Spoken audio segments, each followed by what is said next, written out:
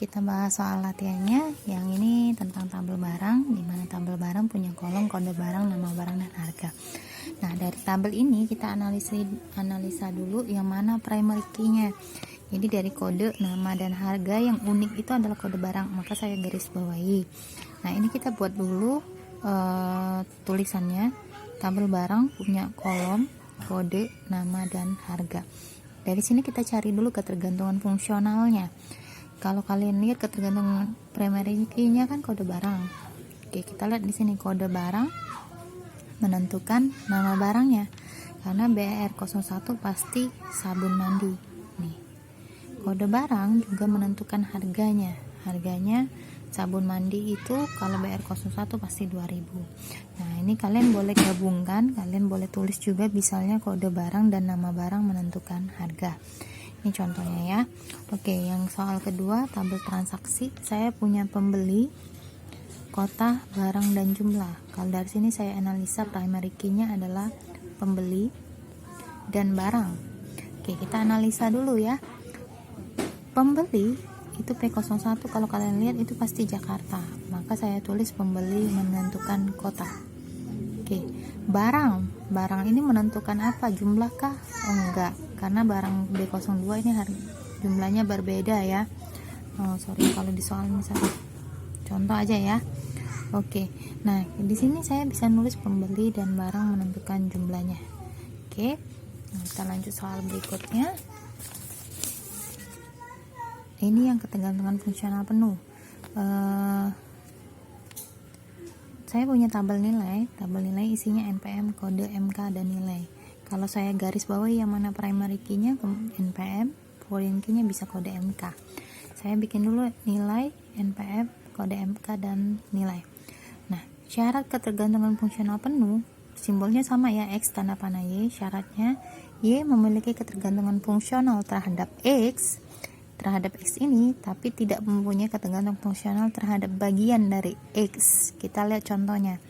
Kalau dari sini saya cari ketergantungan fungsional, bisa nggak saya tulis NPM menentukan nilai? Nggak boleh. Kenapa?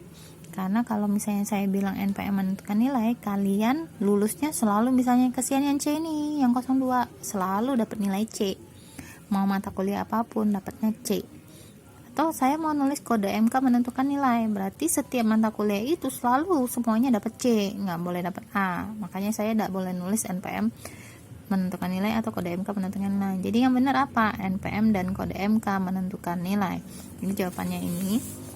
Kalau saya misalkan nilai itu Y dan NPM dan kode MK X, kan dibilang NPM tidak menentukan nilai dan ini tidak benar. Benar gak sih bagian dari itu? Benar. Jadi saya buat jadi nilai memiliki ketergantungan fungsional penuh terhadap NPM dan kode MK. Nah, sekarang kita lihat yang soal yang kedua untuk tabel karyawan. Kalau kalian analisis di sini ada dua primary key-nya, ada NIK dan kode departemen. Kita lihat ya. NIK ini 01 pasti namanya Abdul Rozak, 02 Budi Harnes, 3 Sarli, 4 Riri. Maka saya bisa kasih kesimpulan NIK menentukan nama ya, yang untuk fungsional dulu. Nah oke, yang kode departemennya kode departemen menentukan nama departemen. Oke, bisa nggak NIK saya menentukan kode departemen saya? NIK menentukan kode departemen? Boleh dong, karena kan saya itu pasti bekerja di departemen mana. Contoh kayak kalian tuh NIK kalian misalnya berapa, 18, 21, 11. Nah 11 itu kan adalah program studi MI nya, jadi kalian itu terdaftar di program studi, jadi NIK kalian menentukan program studi kalian. Nah di sini kita akan cari ketergantungan fungsional penuh, tapi syaratnya Y tidak boleh bagian dari X ya. Coba NIK saya simpulkan dulu, NIK menentukan kode departemen. Oke, benar. Nama ini bagian dari NIK ada? Enggak. Ini berbeda ya. Jadi makanya ini boleh dibikin kayak gini, NIK dan nama ya. NIK dan nama menentukan kode departemen ya. Yang saya silang ini adalah bagian dari X-nya ya, nggak boleh jadi. Jadi kode departemen memiliki ketergantungan fungsional penuh terhadap NIK dan nama. Oke, untuk yang nomor 3 itu ketergantungan transitif. Ini soalnya saya punya tabel transaksi, nomor trans, kode pembeli, nama, kota, kode barang, dan jumlah. Dari sini saya tandai yang primary key-nya, nomor transaksi, kode pembeli. Kalau kalian lihat kode pembelinya untuk ini menentukan nama dan kota ya. Ini kode barang dan jumlah. Jadi ini hampir sama dengan soal yang ini ya, soal yang pertama tadi. Yang ini pembeli, kota, barang, dan jumlah. Cuman tapi tambah nomor transaksi aja. Nah, dari sini kita akan cari dulu ketergantungan fungsionalnya. Fungsionalnya kan tadi kode pembeli menentukan nama pembeli dan kota. Nih. Terus nomor trans menentukan kode pembeli dan kode pembeli menentukan kode barang dan jumlahnya ya. Nih, kode pembeli menentukan kode barang dan jumlah. Nah, nomor transaksi ini menentukan semuanya dong, sisa-sisanya. Jadi kalau 01 ini pasti 0PU01, pasti Marni, pasti Jakarta, pasti habis 101, pasti 1000. Nih. Nah, kalau saya kesimpulan mana X, mana Y, mana Z, cari yang paling umum. Paling umumnya kan nomor trans. Maka sebagai X. Nomor trans itu ke primary key yang berikutnya, kode pembeli, KY. Nah, kode pembeli itu bisa ke nama pembeli, bisa kota, tapi lebih baik ke nama. Makanya ini.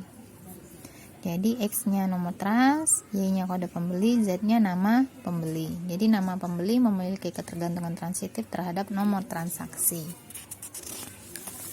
Oke, kemudian soal berikutnya. Ini di tabel jadwal. Kode MK, nama MK, ruang, lantai, waktu. Nah, saya cari yang uniknya itu kode MK. Kemudian ruangan. Nah, sekarang kita bikin dulu ya, cari yang ketergantungan fungsional dulu. Dari sini saya bisa menentukan untuk kode MK ini nama MK. Jadi kode MK menentukan nama MK-nya. Ruangnya menentukan lantainya. Jadi 312 pasti 3 ya, 306 pasti 3, 4111 pasti 4. Kemudian waktunya. Nah, waktu ini ditentukan oleh kode MK dan ruangannya. Nih, ruang dan waktu. Jadi saya cari yang paling umum. Ini kode MK. Kode MK menentukan ruang. Di sini yang ada batas, ada lanjutannya ruang ya. Waktu nggak ada tuh, nggak menentukan. Jadi kode MK, ruang dan lantai.